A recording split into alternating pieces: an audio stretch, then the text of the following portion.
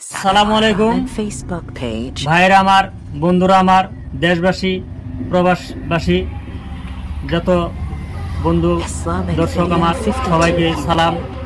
আমার পক্ষ থেকে সবাই ইনশাল্লাহ সুস্থ থাকবেন, আল্লাহ তাআলার কাছে আমি দোয়া অন্তরের থেকে করতেছি ইনশাল্লাহ।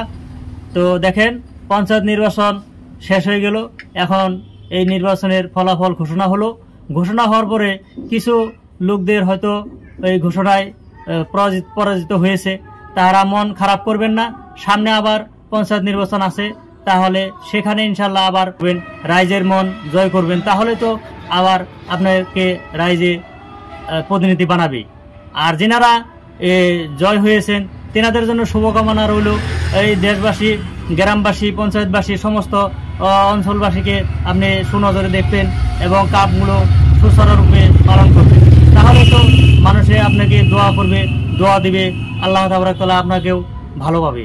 এই বলে আমি আমার এই ভিডিও থেকে আপনাদেরকে কিছু তথ্যমূলক কথা বললাম।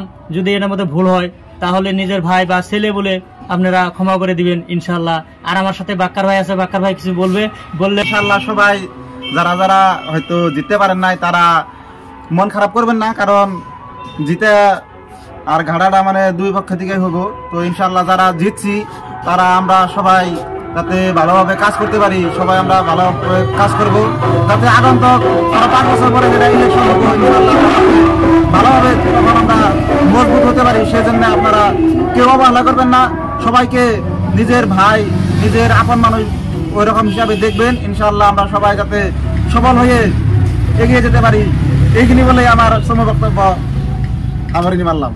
মাশাআল্লাহ মাশাআল্লাহ, খুব ভালো বক্তব্য দিয়েছে আমার বাক্কার ভাই। বাক্কার ভাইয়ের একটা ইউটিউব ও ফেসবুক চ্যানেল আছে, বাক্কার ফানি। ইনশাল্লাহ খুব ভালো ভিডিও দেয়, কমেডি ভিডিও দেখবেন আপনারা, দেখলে ভালো লাগবে ইনশাল্লাহ। লাইক, ফলো, সাবস্ক্রাইব করবেন আর আমাদের পাশে থাকবেন।